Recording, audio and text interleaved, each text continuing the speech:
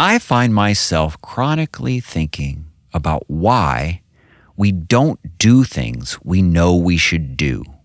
Why is there a gap between knowing and doing? If I have a note to myself to make something happen, I do it. If I have a reminder, I often do it. If I have encouragement, I often do it. But why are there so many areas in our lives where we need cues and reminders and pokes and prodding to make the things happen that we know we should be doing?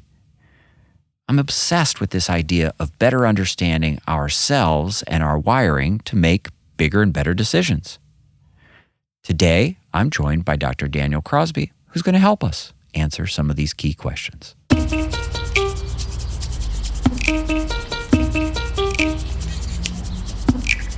Welcome to Take the Long View with Matt Hall. This is a podcast to reframe the way you think about your money, emotion, and time. The goal? Helping you put the odds of long-term success on your side. Today, I'm joined by Dr. Daniel Crosby, a behavioral finance expert. Dr. Crosby is a psychologist who helps organizations understand the intersection of mind and markets. Dr. Crosby's first book, Personal Benchmark: Integrating Behavioral Finance and Investment Management, was a New York Times bestseller. And his second book, The Laws of Wealth, was named Best Investment Book of 2017 by the Axiom Business Book Awards. By the way, that book has an introduction by Morgan Housel, who you heard on this podcast this year, and he himself has an amazing personal finance book. And I think The Laws of Wealth has been translated into 7 languages. Dr. Crosby's latest work, The Behavioral Investor, is a comprehensive look at the neurology, physiology, and psychology of sound financial decision-making. And when he is not consulting around market psychology, Daniel enjoys exploring the American South, fanatically following the St. Louis Cardinals baseball team, and spending time with his wife and 3 children. Daniel, welcome. Thank you. It's great to be with you. So your expertise fits perfectly with the entire purpose of this podcast. Maybe we can go back to, especially since it's almost graduation time for a lot of people, how'd you arrive at this profession or this mission that I think you're on? How'd you decide to dedicate your life and personal energy to what you do for a living? Quite circuitously is the answer. So I actually trained to be a clinical psychologist. My PhD is in clinical psychology, but I found that about 2/3 of the way through my doctoral program, I was burning out on being a clinical practitioner.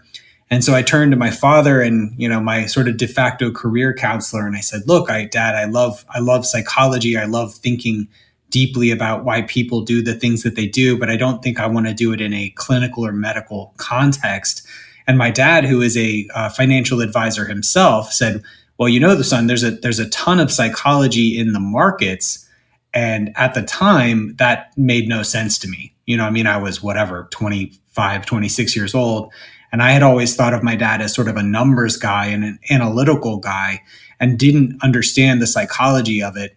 And so he turned me on to some books and set me on that path. And long story short, I undertook that as a professional journey after I finished my PhD. I went and did a postdoc at Emory University here in Atlanta where I could, work with business students and get a little bit more exposure to business settings. But it was really love at first sight, having grown up, the son of a financial advisor and loving psychology. Once I figured you could put those two worlds together, it was a real natural fit. Yeah, it's interesting, isn't it? Because I think most investment people think it's all about the numbers, and so much of, I think, the great work is done by people who can go beyond the spreadsheets. That's absolutely right. I think once you develop a better understanding of the way that markets work, you understand that it's probably 90% psychology and 10% numbers, and not the reverse, which is how I had sort of thought about it in a very black and white way at a young age. But yeah, that's certainly the case. I watched a TED Talk you did, and I like the title. The title, I think, is "You're Not That Great, a Motivational Speech." Can you talk about the core idea behind that talk? I'm interested in what it means also to how you parent your own children. Yeah, so You're Not That Great was really just as I began exploring some of the fundamental tenets of behavioral economics, one of the things that comes up again and again is that the road to living an exceptional life and the road to becoming an exceptional investor really sort of oddly and paradoxically begins with accepting your own mediocrity and accepting the fact that you and I are, even as investment professionals, are just as biased and just as prone to sort of poor decision making as the next person. And so it's only at such time as you accept your own mediocrity and your own lack of specialness that you're able to put things in place that allows you to be special. So it's a sort of a weird paradox that in accepting your own lack of specialness, you can put a life in place that is quite special indeed. In terms of how I parent my 3 children, one of the big things I learned in preparing for that talk was I'm 41 now. I grew up in the sort of the gold star generation where self-esteem was the sort of the word on the tip of every teacher's tongue, and kids were really sort of reinforced for candidly anything, right? Like everything was attaboy, attagirl, and everything was a gold star and everyone got a medal. And, one of the things that they found when they did meta-analysis of those studies on self-esteem was that it really wasn't predictive of anything. That sort of patting people on the back for every little thing had no effect on self-esteem, and that people have a very finely tuned BS meter, and they can tell when they're being patronized and they can tell when they're being rewarded for nothing. So it wasn't predictive of success or academic success or career success or criminality or any of the many things that they measured. And really what they found was the only thing that worked to build self-esteem was doing hard things, taking a risk, failing, learning, growing, and then being complimented genuinely for having achieved something that was genuinely difficult. So I try not to tell my kids that they're special or gifted or different. I try to emphasize sort of fundamental principles like hard work, playing by the rules, the relationship between risk and reward, because all the research shows that kids who think they're special sort of all by themselves, they tend to be quitters, they tend to be poor sports, they tend to be cheaters sometimes. So we try to emphasize hard work, getting in line, and doing it the old-fashioned way. You also did another TED Talk called Can Being Weird Make You Rich and Happy?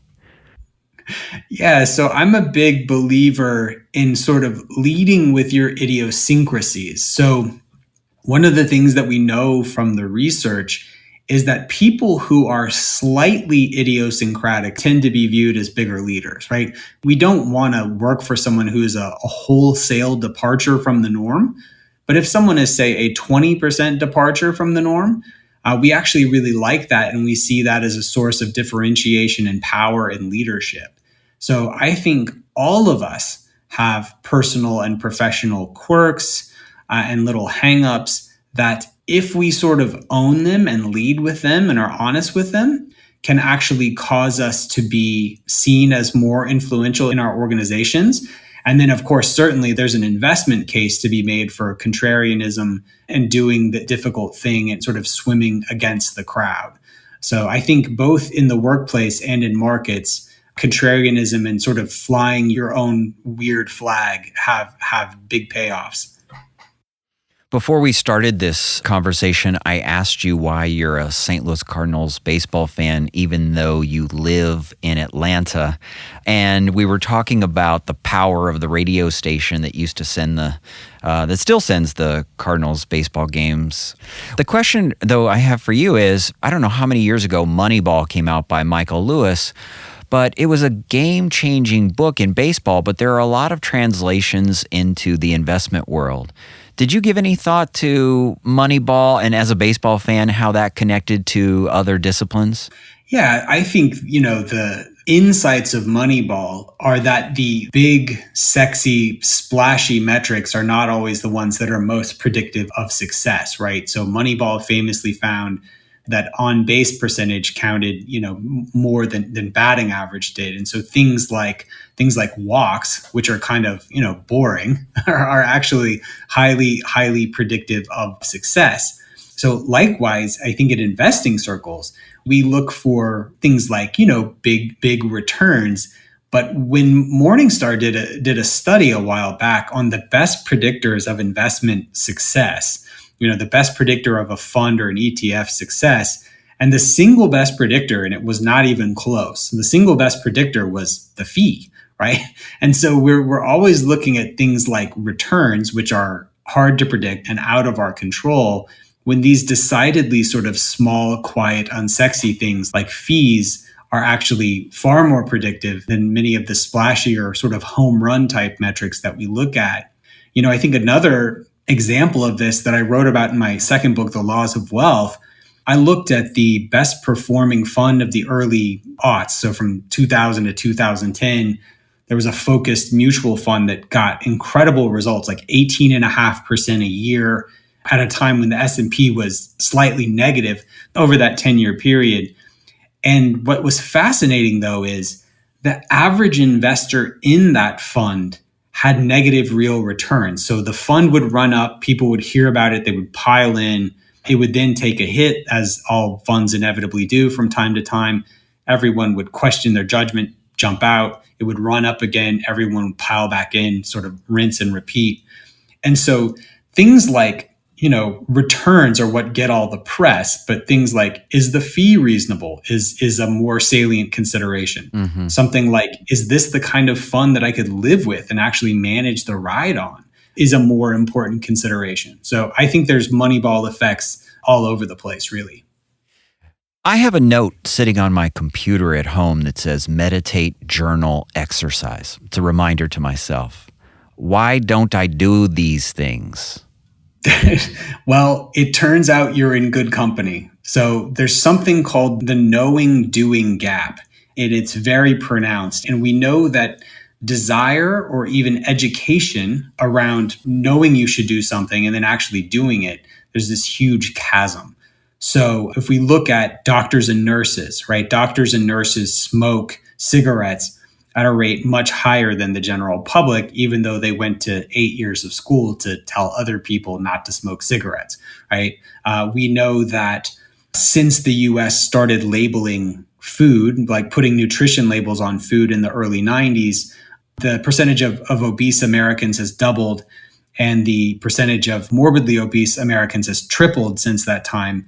Because even though we know what we're putting in our bodies now, we have perfect sort of analytical knowledge of that, it's not really an analytical consideration, right? We're not choosing donuts over salad because we have some misgiving about which one is healthier.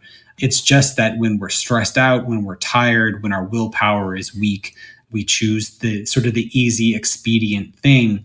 So this knowing-doing gap is really pronounced. We see that in medicine, only about half of people who get sick go to the doctor. Only about half of people who go to the doctor take their medicine as prescribed. We know that among the 40% of Americans who get financial advice, less than half of them take that advice. So this is a very, very big problem and a very human problem. So you're hardly alone there. Here's ultimately my question. Does education and awareness impact discipline in any meaningful way? Yeah, so I have 3 E's. I have 3 E's for changing behavior. And I mean, I created these specifically with financial behavior in mind, but I think it works broadly. So the first E is education. Education is necessary, but not sufficient, right? And one of the things that education is good for is what we call meta-knowledge, which is basically knowing what you don't know. Right? Like I know that I can't fix my car, right? So that's a form of education, to know my limitations, to know that if my car breaks, I'm going to take it in. So one of the things that's important about educating yourself with respect to finances is knowing what you can and can't do on your own and when you need to bring in a professional. So education is sort of the base of that pyramid. The second thing there is environment. So environment is a much better predictor of behavior than education. So if you don't want to eat a donut, better than knowing that donuts are bad for you is not going to donut shops, right? Like not putting yourself in a place where you're going to be tempted to do the wrong thing. So in a financial context, environment looks like having a good portfolio. That's the kind of portfolio you can live with through good times and bad. And then, being careful about what you put in your head, like not watching sort of hysterical cable financial news reports that are likely to lead you down a fearful path and the like. And then the final piece is encouragement. Encouragement is the coaching aspect, right? The advisory aspect. Even if you're educated on the right things to do, even if you're putting yourself in the right environment, we still all have moments of weakness. And that's where we need the financial advisor or the personal trainer or something to kind of step in and give us that nudge, that personal touch that helps us stay on the path. So, I did some pretty extensive research on the effects of working with financial professionals. And, we found very consistently that people who worked with financial advisors were happier by an order of magnitude than the general population. They were better prepared for an emergency. And on average, they had 2.73 times the wealth of people who had gone it alone. And that's not candidly because financial advisors are picking the best stocks for them or just putting them in the hottest asset classes. It's because they're giving them that encouragement that keeps them from making a mistake at an inopportune time. Mm-hmm. Okay, so I like these 3 E's a lot. Let me use an analogy to dig in even a little bit further. Yesterday, I played golf with a business friend, and he said he has an alter ego. It's when he messes up his first shot, he has an angry version of himself that hits the second shot. And the second shot is always better than the first. And he's like, why can't I make my normal self be more like my angry second self where I don't care as much and I relax into it and usually have a better result? Why is that? Why do we sort of get in our own way? Whether it's on the practice range, you see people who practice really well, but they get in the competition, they can't do as well. What's going on there? Well, there's a couple of things going on. Well, with respect to investing, I mean, God or nature could not have really created a worse investor than you or I. I mean, we are sort of evolutionarily wired for a different place and time. Our brains haven't had an upgrade in creeping on 200,000 years.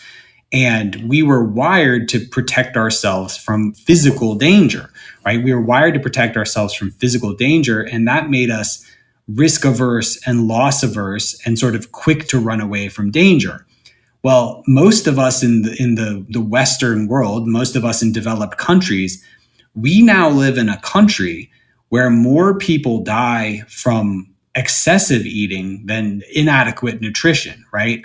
More people die from suicide than from war. We live in a whole new milieu now. We live in a whole new context where danger is not as prevalent. The dangers that we face, we're going to face in a place like the market. And we're still wired to run at the first sight of danger, even though we no longer live in a world by and large that is, physically out to get us in any meaningful way. So, I mean, I could talk all day about just sort of how miswired we are. With respect to the other piece, one of the things that we also see that's kind of consistent with this wiring is when we get stressed out, our body shunts all of its resources away from anything superfluous, and it gets you ready to throw a punch or to run away because our body has no way of differentiating being chased by a bear from, seeing a 30% decline in our stock portfolios. The physiological response is identical. Your heart races, your pupils dilate, etc. And so one of the things that we see is that, we get stupid at the very wrong time. We lose 13% of our cognitive processing power when we're under stress. And so this is why you see things like the yips in baseball, where, people who played baseball their whole lives can no longer throw a ball under stress because everything gets pulled away. Everything gets focused on just that basic survival instinct. So this need to survive that we've evolved doesn't make you a very good putter, and it doesn't make you a very good investor. Mm-hmm. I hate, feels cliche at this point to say, what have we learned through the pandemic? But I feel like all the isolation and the disruption and the uncertainty that's happened over the last year and a half or whatever it's been now, there are meaningful lessons that we should be tending to or thinking about. From your perspective, what do you think are the key things we should be observing in ourselves, or even as an investor or just a human? What do you see that maybe has been highlighted or changed through this last year and a half? Probably the biggest takeaway for me is just how social we all are. I live here in Atlanta. I saw something recently that calls to the suicide hotline in Atlanta are up 450% year over year. And I mean, that's just an incredible and a tragic statistic. And it coincides with research out of the UK that shows that levels of anxiety and depression are up in the UK 400%. And the reason is really because of a lack of social connectedness. The UK and Japan, even pre-COVID, instated ministers of loneliness because the epidemic of loneliness and social isolation had become so pronounced in those countries that it was having real health impacts. People were literally dying of disconnection. And we know now from recent research that the effects of loneliness are twice as damaging as obesity and are the equivalent to smoking 15 cigarettes a day. And so really, I think what's been driven home for us here is just how much we need each other. And, bringing it back to markets, the whole GameStop phenomenon from earlier in the year, I think it's maybe kind of still going on. I think the stock price is still relatively elevated. But the whole GameStop phenomenon we saw early on was a relic of loneliness. This was people looking for a cause. This was people looking for connection and sort of rallying under the banner of, look, we can stick it to the man and do this as a unit, as a cohesive whole. I think that is largely driven by the loneliness that we see. So if you could just account for one sort of well-being factor in your life, I think it's social connectedness. And I know, my vaccine goes full strength tomorrow, and I'm going to just go hug strangers, I think, because we're all just so lonely after this whole thing. Yeah, it's interesting because one of the aspects of retirement that I think sometimes is undervalued is the social connectedness people feel in their work. Being around a group that, whether you like everybody you work with or not, it's a group you're around and in some way, shape, or form knows you. And that separation has certainly been highlighted. And I really like your observation about the GameStop and the loneliness, social connectedness piece. I think in retirement, it's often undervalued. People are excited to move on to the next chapter, but they're also losing a piece of social connection. Yeah. I'd encourage your listeners to check out the PERMA model, PERMA model of wellness and happiness. This is research out of the University of Pennsylvania about what makes people whole and well and happy and well-adjusted. And so the 5 things are positive experiences, which is like just having fun, engagement, which is work, relationships, meaning, basically working for something bigger than yourself or part of a bigger team, and advancement. So learning new things, getting better today than you were yesterday. At least 4 of those things are met at work, right? Engagement, relationships, meaning, advancement, all these things are prominently featured at work. Work's not always a lot of fun, right? Just in sort of the go to Disney World sort of fun sense. But work does a great deal of good. And there's a lot of psychological needs that are met by going to work. And people who are planning for retirement need to plan to meet the 5 elements of PERMA just as surely as they need to plan for their financial obligations. Mm-hmm. So in one of my recent episodes, I talked, and in a letter we sent to clients, we talked about how boring is good. And we used a comparison to Las Vegas and how, so much of the bells and whistles are there to distract us from the fact that the math is already figured out. What's your take on whether boring is good in investing? I think I quoted someone saying, I'm going to mess up the quote here, but I quoted someone almost exactly to that effect in one of my books. And one of the chapters in the Laws of Wealth, I have sort of my 10 commandments. A reporter once asked me, sort of like, what are your 10 commandments of wealth creation? And so I thought about it, and then I wrote a whole book about it. But one of the chapters is, if you're excited, it's probably a bad idea, is the name of one of the chapters, because good investing is almost always boring investing. You look at exciting forms of investing, day trading is exciting. And yet we know that the average day trader loses money. We know from research out of Taiwan that only 1 in 360 day traders show any evidence of skill. but it's exciting, right? And so IPO investing is exciting. And yet we know that on average, IPOs underperform the benchmark 3 years on. So there's just example after example where many of the most exciting forms of investing are some of the worst for sort of long-term wealth creation. So if you're excited, I think it's probably a bad idea. Yeah. I've heard you say that one of the best things people can do, investors can do, regular people can do for themselves is to automate as much of their financial life as possible. What else can people do, or what are some of the key tips or tricks or hacks that you think people should be thinking about or be aware of? If I could just give people two things, it would be automate and outsource. Automate and work with a professional, I think, are the two easiest things. One of the things that people who read books like mine, I think they're like, oh, we're going to listen to these talks and we're going to read these books, and then we're going to outsmart and outwill sort of bad behavior. And that seldom works, for some of the reasons that I talked about earlier. So something like automation is great because it takes a human bias and it makes it work for us, right? We know as humankind, we're kind of lazy, we're kind of status quo prone. And so something like automating a program of saving and investing and escalating that investment over time, it takes this thing that's ostensibly a bad thing, being sort of lazy and status quo prone, and makes it work for us. So anytime you can take a behavioral bias and make it work in your favor, something you're prone to do anyway, and make it work for you, you're in very good stead. Nice. Okay, I have The Laws of Wealth, your book, in front of me, and The Behavioral Investor in front of me right now. Anyone who's listening, if you would like a copy of one of Dr. Crosby's books, just send me an email and I'll send you one. Daniel, where else can people learn about what you're up to, or what you're thinking about? I saw on Twitter, I think, did you say baklava is the greatest dessert and it's not even close? I did make that bold statement. Now, I felt like I sold the South out a little bit because I think pecan pie is neck and neck with baklava, but you sound skeptical of my take.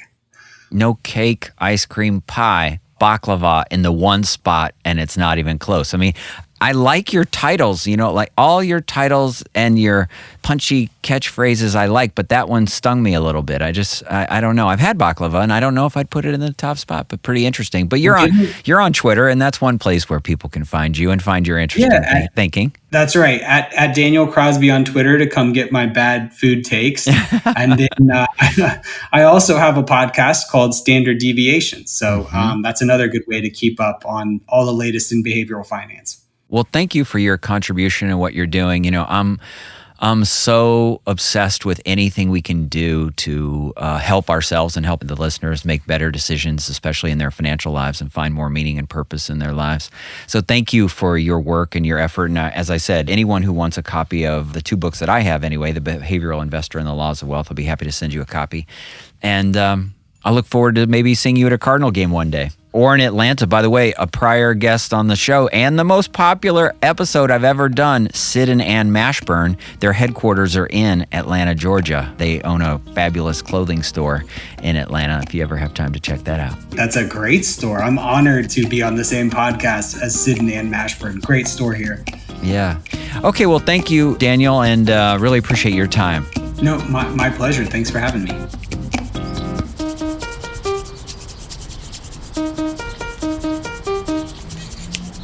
Are your quirks advantages? Please note, the information shared in this podcast is not intended as advice. The intent is to share meaningful experiences. I am likely not your advisor, nor wealth manager, nor financial planner, and my opinions are my own and not necessarily shared by Hill Investment Group. Investing involves risk. Consult a professional before implementing an investment strategy. Thank you.